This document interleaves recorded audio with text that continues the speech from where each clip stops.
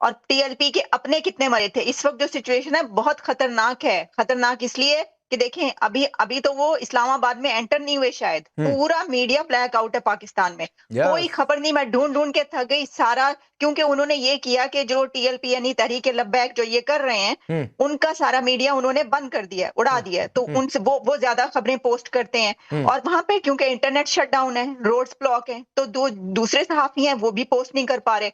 वरना जो हालात हैं वो बहुत खराब हैं। और आपने एक बात और ये नहीं बताई कि कल रात को पूरी रात भर डेरा इस्माइल खान में जो पुलिस ट्रेनिंग सेंटर है उसके ऊपर जो तालिबान का हमला हुआ है, उसमें 7 की तो वो खुद शहादतें लिख रहे हैं, और दहशतगर्द भी मारे गए, और 7-8 लोग कह रहे हैं इससे ज्यादा हैं, बहुत ज्यादा हैं। ट्रेनिंग स्कूल पर हमला हुआ है।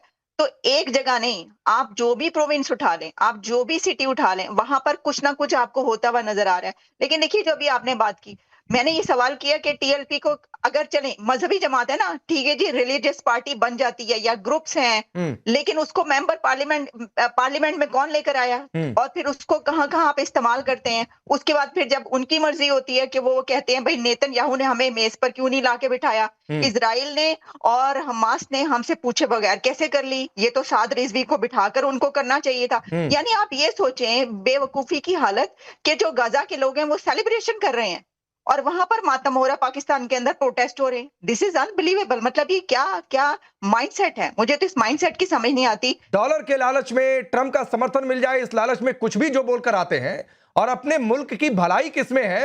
यहां टैरिफ इसलिए लगा कि नहीं हम झुके, और कहा कि नहीं झुकेगा भारत। आप शर्तें ला देंगे तो शर्तें नहीं मानी जाएंगी मुल्क के हिसाब से, या दोनों में जिसका फायदा वो मानेंगे। हम ये भी नहीं करेंगे आप अपना नुकसान करो। दिक्कत यही है पाकिस्तान में कि चूरन बेच के आए। अपना मुल्क बलूचिस्तान को गिरवी रख दो, लोगों को गिरवी रख दो, कोई फर्क नहीं पड़ता है। गाजा पीस प्लान पर जाइए, देखिए, अब आप सफाई देते रहिए, हो रहा है, पाकिस्तान जल रहा है। बहुत शुक्रिया। देखिए, पहले तो मैं जो शुरू की डिस्कशन है ज़ाहिर है वो सुन नहीं सकी, तो मुझे आइडिया नहीं है। लेकिन मोहतरमा ने भी बात की है टीएलपी की, जो वो पार्लियामेंट के हवाले से। मोहतरमा, आपकी इत्तला के लिए मैं आपको ये क्लियर कर दूं कि आप पता नहीं कहाँ पे सहाफत करती रही हैं। पाकिस्तान में टीएलपी कभी भी पार्लियामेंट का हिस्सा नहीं रही। इस वक्त भी टीएलपी पाकिस्तान पार्लियामेंट हाउस का हिस्सा नहीं है। नंबर 2 कि टीएलपी एक सियासी जमात है, एक मजहबी सियासी जमात है, वो अपनी सियासत करे, उनको किसी ने मना नहीं किया।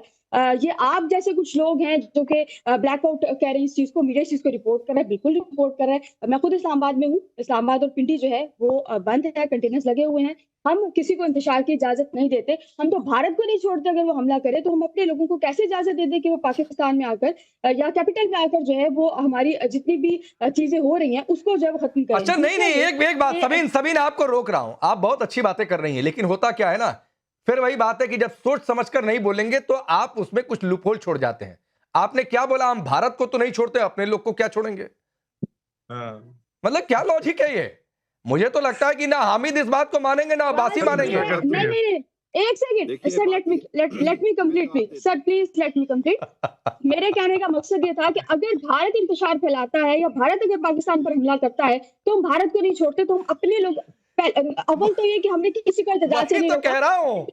टीएलपी सर सुन लीजिए, टीएलपी अपना एहतजाज कर रही है। टीएलपी लाहौर से निकली हुई है। With in next 2 to 3 days वो इस्लामाबाद पहुंच जाएंगे, वो आकर यहाँ पर एहतजाज करेंगे। आपको अगर आपने वेरीफाइड रिपोर्टिंग अगर आपको चाहिए होगी या अगर आपको इन्फॉर्मेशन चाहिए होगी तो प्लीज किसी ऑथेंटिक सहाफी जैसे मैं। अरे फखर यूसुफ जई को इसीलिए बुलाया खास तौर पर इस शो में मैडम। हमने कई सारी तस्वीरें इनकी टाइमलाइन से उठाई हैं। अब आपको फखर यूसुफ जई भी अगर क्रेडिटेबल ना लगे तो वो मेरी समस्या नहीं हो सकती है। अच्छा, मैं फखर साहब को नहीं सुन सकी। मैंने फखर साहब को नहीं सुना। जो बातें आप बता रहे हैं उसका जवाब मैं आपको दे रही हूँ। नहीं, मैं सारी बातें फखर यूसुफ जई के हवाले से, मैंने डिबेट की शुरुआत उनसे की। नहीं, मैंने एक्चुअली सुना नहीं है तो मैं उनकी बात का जवाब उस तरह से दे नहीं सकती। हाँ, आ रहा हूँ, प्लीज बोलिए सबीन, बोलिए।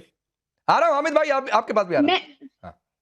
मैं फखर को नहीं सुन सकी, थोड़ा सा लेट ज्वाइन किया, बट जहां आलिया मोहतरमा ने बात की है, उन्होंने एक बात की, उसका जवाब मैंने आपको दे दिया। दूसरा, आप कह रहे हैं कि जी एक आपने बात पकड़ ली कि जी हम अपने लोगों को इजाजत नहीं देते। तो देखिए, हमारे मोहसिन नकवी साहब ने, उनसे आप भी बहुत तंग है, लेकिन अल्हम्दुलिल्लाह हमारे लिए वो हमारा फखर है, और वो किसी भी इंटरनेशनल प्लेटफॉर्म पर पाकिस्तान को रिप्रेजेंट करता है। दूसरा ये, खैर आलिया कुछ कहना चाह रही थी, उसके बाद हामिद भाई आपके पास आ रहे हो। मोहसिन नकवी हमारे वज़ीर दाखिला है, वो इस वक्त इस्लामाबाद में है और वो इस वक्त पाकिस्तान को पाकिस्तान को और इस्लामाबाद के और रावलपिंडी के जो लोग हैं आलिया उनकी बोलिए। सिक्योरिटी को यकीनी जगह बना रहे हैं। टीएलपी तहरीक-ए-लब्बैक पाकिस्तान जिसकी बात कर रहे हैं हम, 2024 के पाकिस्तान में जो लास्ट वो इलेक्शन हुए थे उसमें उन्होंने मिलियंस ऑफ वोट लिए थे और उसमें वो फोर्थ पार्टी बने थे। टीएलपी ने इलेक्शन लड़ा है। टीएलपी पॉलिटिकल पार्टी है। टीएलपी को पॉलिटिक्स में लाया कौन है? जरा जाकर देख लीजिए। सिर्फ मजहबी पार्टी नहीं है वो। ये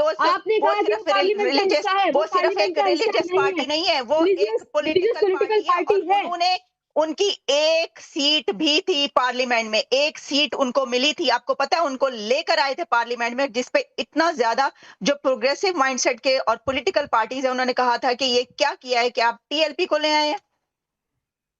कौन लेकर आए टीएलपी को? आप जरा उठा कर आप बात कर रही हैं। अच्छा छोड़िए, नहीं छोड़िए, टीएलपी को कौन लेकर आया लेकर नहीं आया ये मेरे डिबेट का सब्जेक्ट नहीं है। मेरे डिबेट का सब्जेक्ट है जो हो रहा है और उसके बाद जो मसूद अजहर कर रहा है, ये मेरे डिबेट का सब्जेक्ट है। हामिद आप कुछ कहना चाह रहे थे, फिर अब्बासी जी आ रहा हूं। आपने बार बार इशारा किया, आपको लगता है बोलने बोलने के क्रम में सबीन शहबाज उल्टा लाइन पकड़ ली।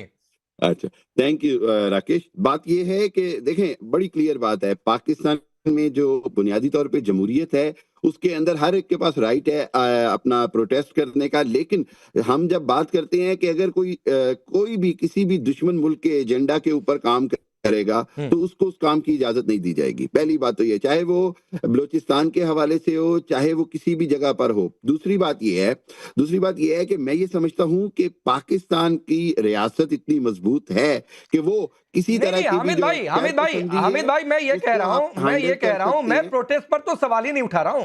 मैं तो ये कह रहा हूं कि ये प्रोटेस्ट हो क्यों रहा है, क्योंकि आपके हुक्मरानों को चूरन बेचने की आदत है। सर अगर भी कुछ इशारा कर रहे हैं, मैं जा रहा हूं क्योंकि आपके यहां चूरन बेचने की आदत है। नहीं, आप जाकर जब चूरन बेचेंगे तो प्रोडक्ट फिर यही होता है।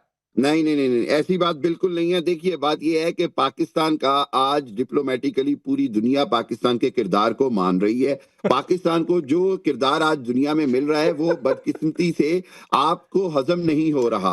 वो किरदार जो अमेरिका, चाइना, रशिया, नहीं, पाकिस्तान हमारे मेन्यू का ही हिस्सा नहीं है। पाकिस्तान के सुनिए हामिद जी, पाकिस्तान हमारे मेन्यू का हिस्सा नहीं है। हजम करना छोड़ दीजिए, बिल्कुल। अब वो हमारे मेन्यू का हिस्सा ही नहीं है, छोड़ दीजिए। तो वो हजम होगा नहीं हजम होगा, निवाला नीचे जाएगा ऊपर जाएगा, वो हमारा मेन्यू का हिस्सा नहीं है, छोड़ दीजिए। देखिए, हम ये कह रहे हैं कि नहीं समझते, आप पराई शादी में अब्दुल्ला दीवाना ना बने। कोई दीवाना नहीं बन रहा भाई, ना हो, कोई दीवाना नहीं बनना हो। दूसरी बात ये, फकर यूसुफ जी आप कुछ कहना चाह रहे थे, फिर मैं अब्बासी जी के पास जा रहा हूं। पाकिस्तान ने इंडिया को तनहा कर दिया है। हामिद साहब ने बात की डेमोक्रेसी की इन पाकिस्तान, तो डेमोक्रेसी की हमारी ये हालत है कि हमारा मीडिया जो 134वें नंबर से गिरते गिरते 158 नंबर पे पहुंचा है 2025 में, ये आजाद डेमोक्रेसी है। हमारे यहाँ इन्होंने डेमोक्रेसी की बात की तो कॉमनवेल्थ के भी रिसेंटली एक रिपोर्ट आई है 2024 इलेक्शन के हवाले से, जिसमें कहा गया कि एक पार्टी को आपने कॉर्नर करके उसके हाथ पैर बांध कर और बाकियों को आजाद छोड़ दिया, उसके बाद भी वो नहीं जीत सके। तो सर अगर इस तरह की डेमोक्रेसी है तो ये डेमोक्रेसी फिर इनको शायद सूट करती होगी, पाकिस्तानियों को ये सूट नहीं करती। कल जो खैबर पुख्तनख्वा में चीफ मिनिस्टर बन रहे हैं उनके ऊपर कह रहे कि जी हमें मंजूर नहीं है। एक इलेक्टेड एमपी है जिनको लाखों लोगों ने वोट किया है, वो इनको मंजूर नहीं क्योंकि इनका पसंदीदा नहीं और इनके जूते नहीं चाटता। इनको डेमोक्रेसी अपनी मर्जी की चाहिए होगी, इनके यहाँ कोई डेमोक्रेसी नहीं है, ना प्रोटेस्ट ऑफ राइट जिसे कहते हैं ना कि प्रोटेस्ट करने का कोई राइट नहीं है। एक फैक्टर और ये ऐड करता हूं, क्यों चूरन बेचने की बातचीत बार बार हो रही है, क्योंकि इसी भारत के खिलाफ चूरन बेचने की आदत ने आपकी हालत कर दी है। और देखिए हालत और बुरी होगी, क्योंकि अभी तक तो मसूद पीटा है, मसूद अजहर, अब ये जमातुल मोमिनात बना रहा है आईसिस के रास्ते पर। और बहावलपुर, कराची, कहां कहां सेंटर है कहेंगे वो भी आपको बता दूंगा, हालांकि आपको तो बड़ी जानकारी होगी, आपके व्हाट्सएप ग्रुप में आता भी होगा। लेकिन फिर वही बात है, घूम फिराकर आप उसी जगह पर पहुंचेंगे। आतंकी कामों के अलावा आपके मुल्क में कुछ नहीं हो सकता है। जी सबसे पहले तो बहुत शुक्रिया आपका। पहले मैं अर्ज करूंगा कि आप एक बहुत बड़े चैनल के ऊपर बैठ के प्रोग्राम करते हैं, थोड़ी सी प्रोग्राम से पहले रिसर्च कर लिया करें। साद रिजवी साहब ने जो धरने का ऐलान किया था वो इन मुज़ाकरात से पहले का किया था, और उसके बाद आप